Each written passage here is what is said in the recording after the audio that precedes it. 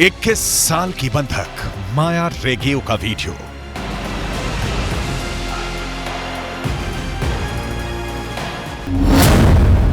माया ने हमास के बारे में क्या बताया?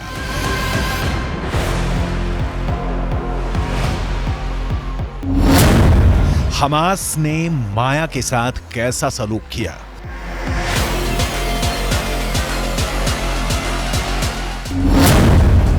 माया के साथ 7 अक्टूबर की उस सुबह क्या हुआ था?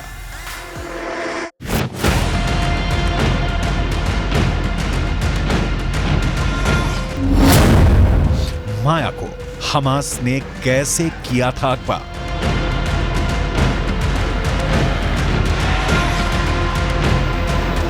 इक्कीस साल की मासा रेगेओ से जुड़ी हर बारीक से बारीक डिटेल आपको आगे दिखाएंगे, क्योंकि कैमरे पर माया ने हमास के बारे में जो कुछ बताया है उससे हमास के लड़ाकों के एक और पक्ष का पता चलता है। आपको आगे इजरायल बंधक संकट से जुड़ी लेटेस्ट रिपोर्ट भी दिखाएंगे, लेकिन इनसे पहले माया रेगेओ की रोंगटे खड़ी कर देने वाली कहानी।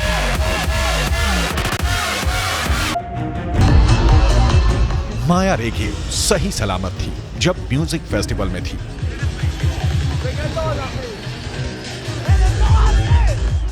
लेकिन अब लौटी है तो बैसाखी के सहारे।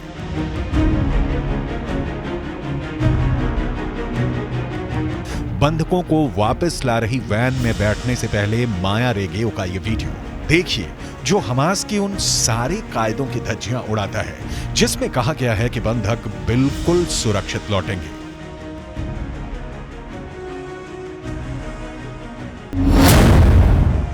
माया रेगेओ 50 दिनों तक मौत की सुरंग में रही। 50 दिनों तक हर पल मौत सामने नाचती रही। 50 दिनों तक तड़पती रही फैमिली से मिलने के वास्ते। 50 दिनों तक बहते रहे माया रेगेओ की आंखों से अनवरत आंसू। और फिर आई इजरायली गर्ल माया रेगेओ की लाइफ में वो सुबह जब वो आजाद हो गई, अंधेरे बंद कमरे और हर सांस पर लगे पहरे से आजाद। अपने देश इजरायल में माया रेगेओ के परिवार की लाखों दुआएं कबूल हुई। अपनी बेटी के लिए तड़पती मां के कलेजे की प्यास बुझी। माया रेगेओ को हमास ने 50 दिनों बाद रिलीज कर दिया।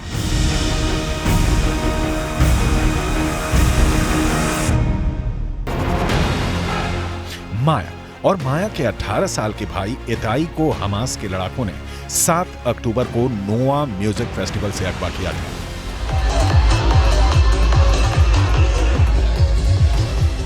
उस वक्त फेस्टिवल के बीच खुद को बचाने की कोशिश में भाग रही माया ने अपने पिता इतान रेगेओ को फोन भी किया था। उनके पिता ने बेटी की वो कॉल रिकॉर्ड कर ली थी। वो लगातार उससे अपनी लोकेशन भेजने को कह रहे थे, लेकिन इतने में फोन कट गया। इसके बाद माया के पिता लगातार गाजा की सीमा के पास मौजूद अस्पतालों में अपने दोनों बच्चों को खोजते रहे। उन्हें कोई सुराग नहीं मिला। कुछ देर बाद ईलान को सोशल मीडिया पर एक वीडियो मिला। इसमें एक ट्रक के पीछे हमास लड़ाकों ने उनके बेटे इताई को बांध रखा था। फोन कॉल के वक्त माया लगातार कह रही थी, वो लोग मुझे मार रहे हैं, उन्होंने मुझे गोली मारी है, हम मर जाएंगे, मैं कार में छिपी हुई हूं, वो हम पर गोली चला रहे हैं। היא צועקת לי בעמוק, בהיסטריה, אבא, תבוא, יורים עליי, אבא, יורים עליי, אני מתה.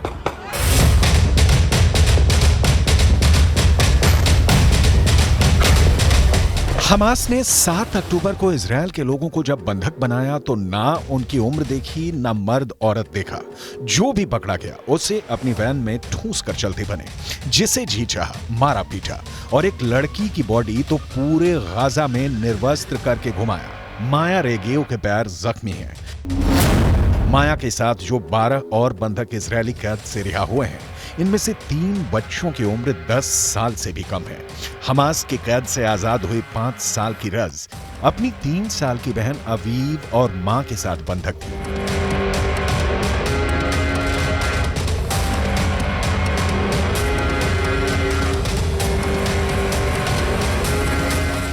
इजरायल हमास के बीच जो समझौता हुआ है उसके मुताबिक ये सीज फायर सिर्फ 4 दिनों के लिए ही रहेगा। सुबह 7 बजे से शाम 4 बजे के बीच बंधकों को छोड़ा जाएगा। हर दिन 13 बंधक रिहा किए जाएंगे। इजरायल ने एक बयान जारी कर बताया कि इसके बाद अतिरिक्त 10 बंधकों की रिहाई पर सीज फायर एक दिन और बढ़ जाएगा। मतलब 5 दिनों में कुल 60 बंधक छोड़ने का सौदा हुआ है।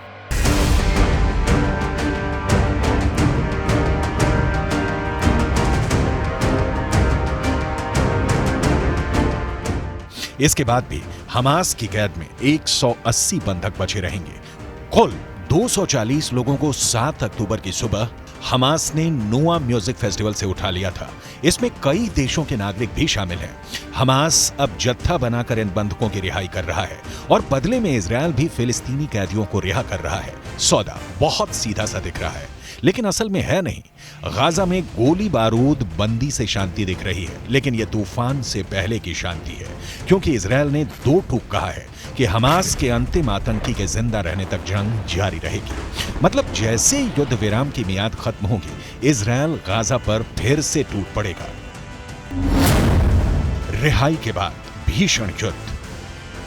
पहला कारण यह इसलिए क्योंकि 12,000 फिलिस्तीनियों की मौत के बावजूद इजरायल का पूरे उत्तरी गाजा पर कब्जा अब तक बाकी है।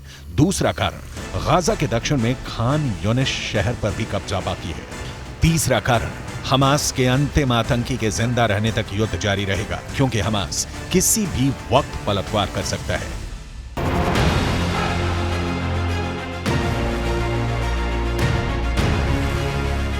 मैसेज लाउड एंड क्लियर है कि संघर्ष विराम के बाद भी इजरायल नहीं रुकेगा।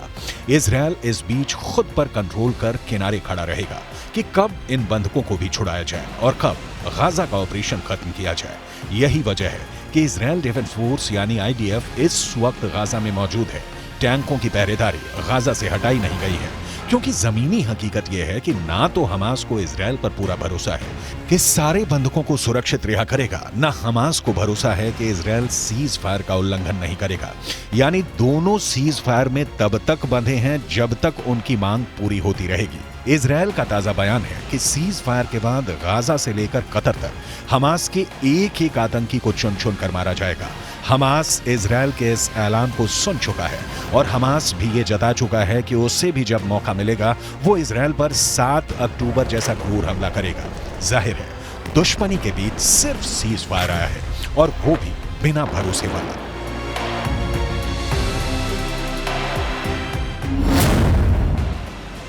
रिहाई के बाद भीषण युद्ध।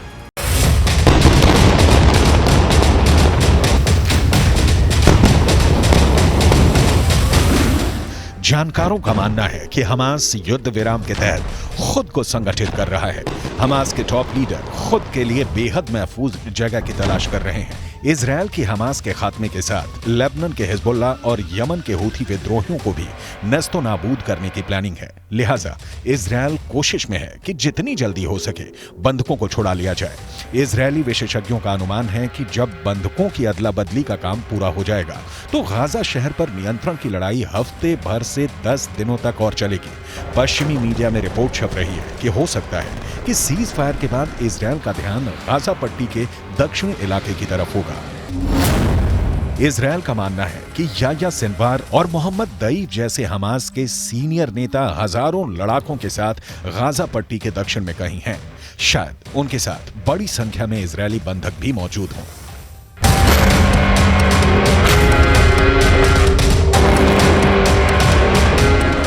गाजा पट्टी के लगभग 22 लाख लोगों का एक बहुत बड़ा हिस्सा दक्षिण की ओर चला गया है। दक्षिण के इलाके में लोग अटे पड़े हैं। उनमें बहुत से लोग डरे सहमे और बेघर हैं।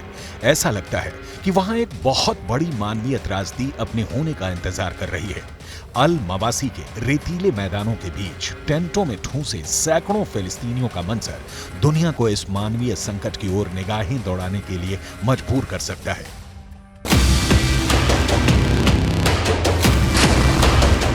7 अक्टूबर के हमले के बाद गाजा पट्टी से लगभग 17 लाख लोग विस्थापित हो चुके हैं।